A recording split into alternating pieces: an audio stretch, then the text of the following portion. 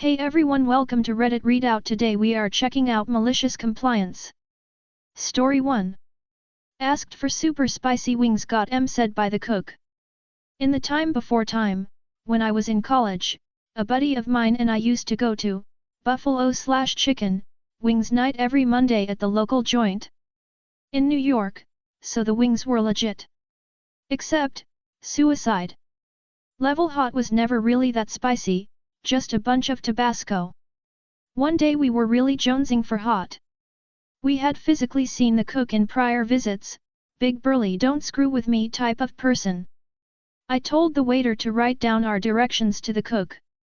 We said table 8 says you cannot make these wings spicy enough for them because you like small boys and are not enough of a man to make them hot. He first refused to write that down. We slipped him a $10, big money back then, and said just blame us. A pitcher of crap beer and 1 dozen wings for each came out. They smelled spicy, so we were stoked. Had one bit of one wing. Immediately chugged our 16-ounce beer cuz OMG, how did he make them this spicy on a whim? We each ate the remainder of the very first wing. That pitcher of beer was annihilated. We hadn't noticed, but the cook was sticking his head out the door watching us. At this point he's crying from laughing so hard. Comes over and says he'll make us a fresh order. Those were the ones sitting at the very bottom of the prep bucket for hours, had been soaking in the chili peppers / etc. and they never served them as a rule. We told him that wasn't right. We demanded hyper spicy. He delivered. It was our responsibility to finish them with a smile. We immediately called 2 friends. Told them in 2 hours we'd need to be picked up because we'd be hammered and they had to come drive us in my car home. They were baffled as it was a Monday night but agreed. Took 2 full hours and 3 pitchers of beer each, but we finished them. We stayed as quiet as we could given how much pain we were in. Thankfully the restaurant was always 50% full. The cook came out to give us a high five and asked, I'm betting you won't ask for ultra spicy again, right? No sir, we will not. You have beaten us and we acknowledge your superiority. We left a monster tip. Sober friends drove us home. Made both of us sit in the back seat of my car as they didn't want to risk anyone throwing up in their car or on one of them as the driver. Epilogue. 12 far hotter than suicide. Buffalo wings didn't just burn on the way down. Thankfully we lived with only college students, who heard "Oh my god, please kill me now" from the bathroom for 48 hours after that. Best wings ever. Story 2. Workforce Commission insists I come in to take a bunch of online tests despite not having a sitter telling me to figure it out. Several years ago, in the wake of separating from my ex-husband, I applied for temporary assistance for needy families, or TANF, which provides $300 or so a month for a certain number of months to those who qualify. I was also applying for SNAP benefits, WIC, and child care assistance, which has a 6-month waiting list. My now ex-husband was a real piece of work. He went to prison almost immediately after I left. We have 3 kids together, ages 6, 4, and 2. I was a stay-at-home mom until this point. When I applied to the assistance programs in my area, the TANF required me to go into the workforce center and apply for jobs there. They made me an appointment, and I went in, with my 3 kids, filed some paperwork, and they asked me to come in the next day, for around 3 hours, to take some aptitude tests on the computer. Me, 3 hours? Tomorrow? I won't be able to get a sitter this short notice. Them, well, figure it out, because you can't get TANF without doing this. Me, __/OK. The next day, I show up, on time, with my 3 kids. I sign in and sit in the waiting area. A lady comes in from another part of the building to get me. She calls my name, I raise my hand, and start to gather my children to proceed with her. She takes one look at us, and says, "You can't have your kids here. You have to sit here and take these tests." Me, I told y'all I didn't have a sitter. But they said, "Oh well, you have to be here." So I'm here. Lady, okay, no, come with me. We are getting your childcare assistance right now. Do you have a facility in mind with open spots? Me, I think so, but I'll need to call and verify that. Lady, do that right now while I start your paperwork. So, I call the daycare, verify the spots, and they offered me a job in the infant room. She had me come back the next day after I dropped the kids off at daycare to do the testing, even though I had already gotten a job. And she sped along all of the applications for assistance. That woman was a godsend during a very trying time in my life. Story 3. She can't do it right. Okay, then you take over. This happened a few years ago, but it still makes me chuckle. I was helping an activist group create arm locks. The way we did this is by cutting down some 6-diameter PVC pipes to around 2.5 before wrapping them in chicken wire and plaster bandages.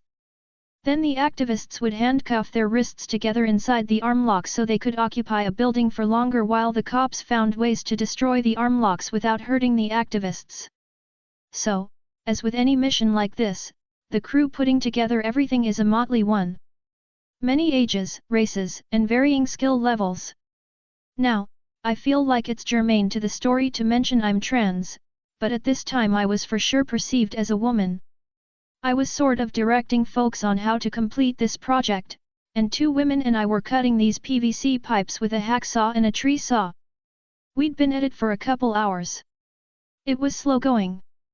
We didn't have the proper tools and were all taking turns cutting because it was hard work with the shit tools we had. One of the people who had supplied some of the tools was a middle-aged white man I'll call Jim.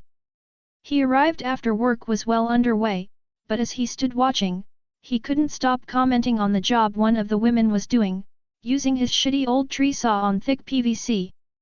If you have ever tried to cut PVC with a handsaw, then you know the blade sticks. It is frustrating. It's not like cutting a log.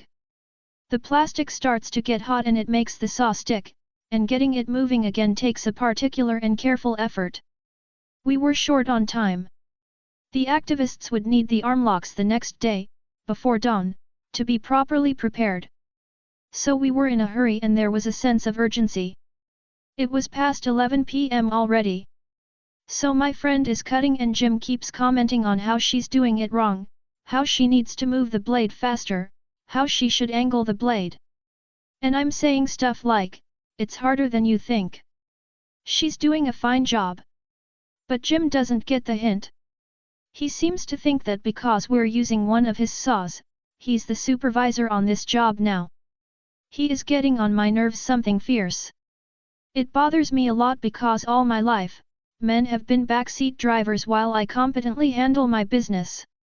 It will come as no shock to anyone that since I've grown a beard, this doesn't happen to me anymore. I start getting angrier and angrier. It's degrading to my friend and most importantly, it's not helping. It's only making her job harder.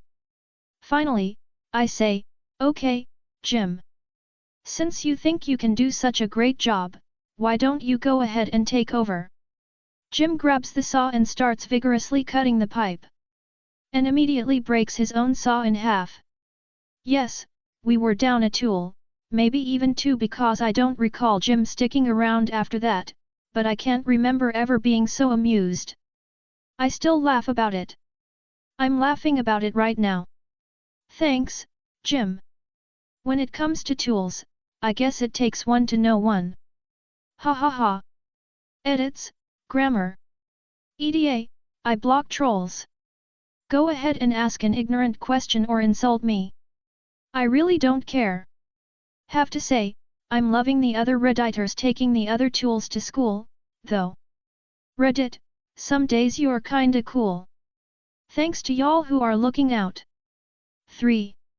Story 4. Don't want to give me a parking pass? Okay, fine. Warning, very long post. TLDR at bottom. This takes place at my first real career job at a large contractor, details are intentionally left vague, and names are fake. I took a job doing design/CAD work at this company that designs, engineers, and builds large pieces of equipment. There are both union and non-union jobs at this company. My particular job fell into the unionized category. There are also 2 locations for this company close to each other, but separated by a 15 to 20-minute drive. The company operated a shuttle between the 2 locations because having to visit both sites was common. This is important later. My first day I'm told to report to the west location at 7 AM, tell the guard it's my first day, and he'll contact my supervisor to come get me. The building is huge and confusing to new people, so this is regular practice.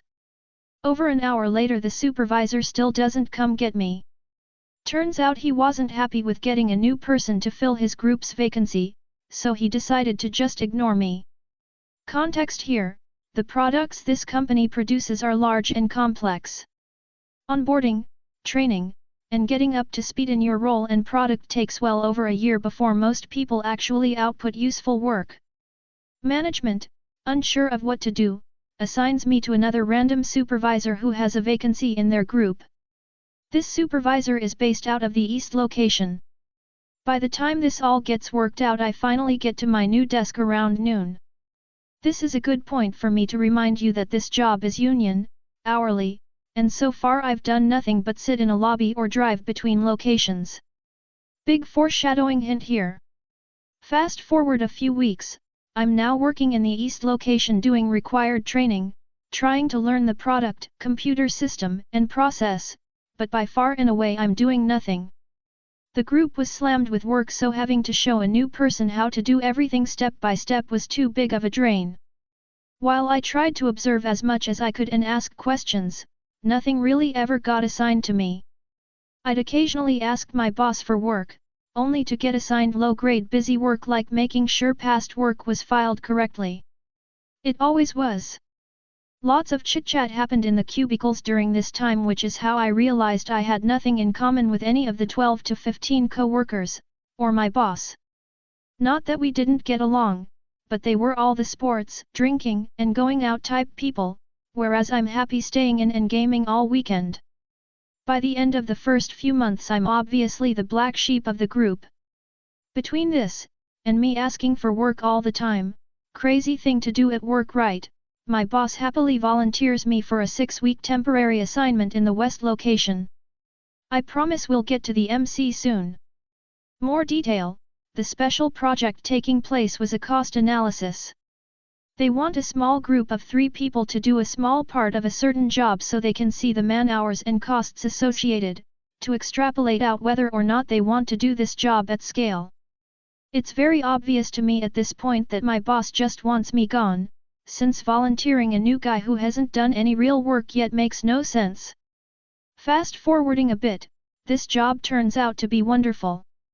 My co-workers are great, the west location is in a much newer, nicer building, and I actually get work to do in a software program I'm very proficient with.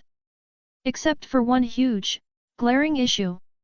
I'm an employee at the east location in corporate system since this is a temporary assignment. It means they can't assign me a desk, or a parking pass for the west location because the system won't allow it. Amplifying info: this is a company-owned parking garage. You can't gain access without a pass, period. There is no paid parking or any other way to get in. This means I have to get in super early to get street parking, and I don't have a permanent desk. Every morning starts with a tour to find someone's desk who is out sick, on vacation, etc. We're talking people's personalized desks. Knickknacks, family photos, personal effects. This was super awkward for both me and the person who owned the desk. It got old very quickly. Some days I'd be working on the opposite side of the floor, or even on a different floor from my group. Before y'all ask, why didn't you just sit at an empty desk? There were no empty desks. The company was in the middle of a hiring spree and brought in new employees before they knew where to put them. Cue malicious compliance. Remember I said I was union? I consult one of the union representatives about my situation to see if, since I'm working at the west location, they could do anything about getting me a desk or parking pass. Long story short, they can't because technically the company is providing a desk and parking. It doesn't specify whether or not it has to be in the building you work in. What is in the contract, however, is a stipulation that says employees must clock in and out on their designated work floor. This is in there because before it was specified, people would clock in at the nearest time clock inside the front door, and then take the elevator, stairs, or plain old get lost on the way to their desk while on the clock. On the way out they'd do the same thing, basically lining up at the time clock nearest to the door, ready to clock out and immediately be out the door. Now if you've been paying attention thus far, you'll remember I'm on temporary assignment at the West location, from the East location in corporate's system. I consult my boss in the West location about this and I get a dismissive response of "I don't want you violating any union rules or company policy." Okay boss, you got it. To be clear, I was working temporarily under a different boss while West, but was technically in the system as working under East boss, at East location. My normal West Side morning routine was to get in around 5:20 am to get close street parking, because I wasn't allowed a parking pass for the parking garage, browse my phone for a while, clock in for 6 am on the dot, and work till 4 pm. We had flexible schedules that allowed you to work 410 HR days, 4 days a week. Any guesses on how that changed? You got it. This loyal, non-rule-breaking employee now showed up at the East location for 6 o'clock, clocked in, and walked right back out the door to catch the employee shuttle between locations. Now, there was a 6 am bus from East to West, but I couldn't possibly be both at the time clock for 6 am and outside getting on the bus at 6 o'clock, so I had to catch the 6:20. By the time I got to the West building and found a desk, it was normally 6:45ish. At the end of the day I had to catch a shuttle going the other way too, since I was required to clock out on my designated floor on the east side, and that's where my car was parked. This meant catching a 3:20 bus, to arrive around 3:45ish, just to twiddle my thumbs till 4 o'clock. The crazy part? Management didn't care. I explained why I was now starting work 4-5 minutes later than usual just to get another dismissive, passive response from my boss. This cost analysis job was poorly planned and ended up taking way longer than anyone guessed. When we hit the 6-week mark, the original schedule for this job, there was still a ton of work to do. Instead of reassessing the situation and seeing if it was worth proceeding or not, like maybe, analyzing the cost of what was going on, management decided to approve overtime. Once again I'll remind you I'm union at this job. It's spelled out very clearly in the union handbook that anything after 40 hours a week is time and a half pay. Saturdays are also 1.5x, and Sundays are 2x. Instead of working 410 HR days per week, it became 5, with the 5th day being a full 10 HR day of 1.5x pay. All while riding the bus both ways on the clock. This lasted till around the 3-month point before management got really desperate. My temp boss was fed up with upper management wanting to know why this supposedly 6-week job was now stretching past 12, and why it was hemorrhaging money. Once again, instead of taking a step back and asking if the cost analysis job was proving to not be worth the cost, they cut expenses by cutting me. Remember way back I said it was a small group of 3 people? This job was only me, a woman we'll call Kate, and a guy we'll call Stan. Stan was actually the most senior person by job title in the group, but didn't know his ass from his elbow. Kate meanwhile was stuck attending status meetings and doing the final audit on our work, looking for any errors that would screw up manufacturing. Stan's work was sloppy, usually wrong, and required constant help with the CAD program we used. Now I'm all about giving everyone a chance, teaching them, and helping them grow in any way I can. I was very proficient with the software and had learned the processes by now. Stan was different. Nice person, but was running a brain cell deficit worse than the US government's budget. This project was now relying solely on Stan to produce all the remaining work. I get sent back to my original supervisor on the east side, losing my crazy bus riding money, and very generous overtime pay. I wouldn't say I was bitter, but I'm sure we've all been there when someone worse at their job makes more money. There I was back at my old desk, under my old boss, right back to not doing anything. He didn't have any work for me at that time because while I was off in the other location work for his group slowed down and he truly didn't need me, or expect me to ever come back. Fast forward 2 weeks of twiddling my thumbs, catching up on the gossip with my old cubicle mates, I get a phone call. It's my recent ex-boss from the west side, in a panic, asking if I can come fix what Stan did. Sure, no problem, let me just hop on the shuttle and I'll be right over, just have to check with my boss. Bonus points if you can guess if he cared or not.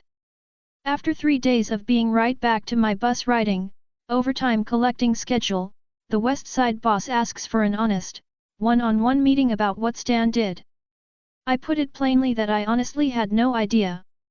Drawings that were reviewed, digitally sealed, and done, were suddenly back open with Stan being the last person to edit them without justification. 3D models for parts he made were a mess.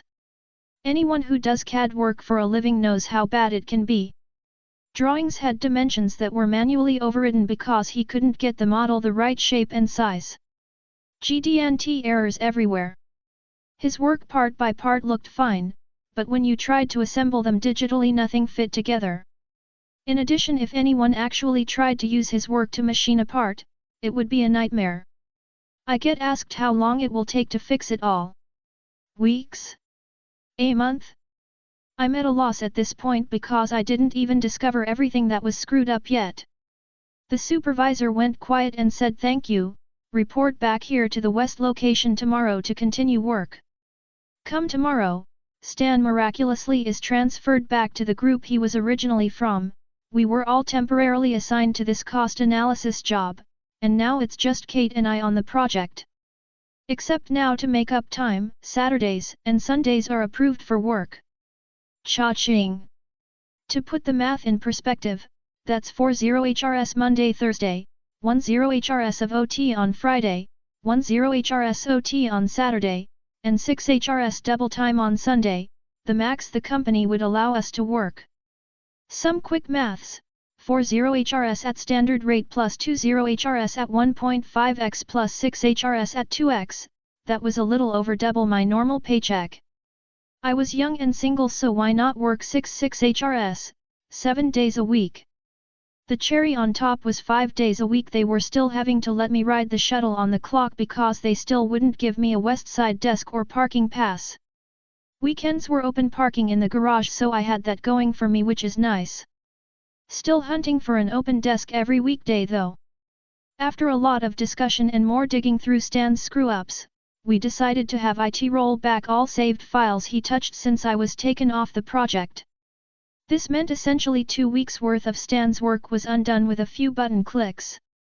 To say our boss was pissed would be an understatement, but it was agreed on by all parties as the most cost-effective solution. Hooray! We finally considered cost during a cost analysis.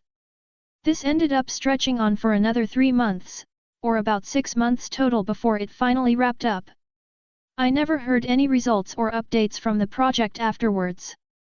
I'm assuming upper management tried to bury it as quickly and deeply as possible. I ended up transferring departments in the West location after becoming friends with a different supervisor and him happily absorbing me into his group. For anyone who made it this far, yes, it finally meant I was in the system as a West Side employee. It was the most glorious day when I finally got my damn parking pass and my own damn desk assigned to me on the West Side. The cherry on top was instead of going back to the previous boss who had no work for me, I got to keep working a full 5th day of OT at 1.5x pay on the west side because my new group was very busy. Dr. OP gets voluntold to go work on a temporary assignment at the company's other location. Due to corporate stupidity and union rules, OP gets to ride a shuttle between locations every day, on the clock, while making overtime because they won't give OP a parking pass. Incompetent coworker makes the assignment stretch on even longer, getting OP even more overtime. Ends up working out well for OP, who takes a job in a different department, still making overtime, and finally gets a parking pass. That's all for today. Please don't forget to like and subscribe.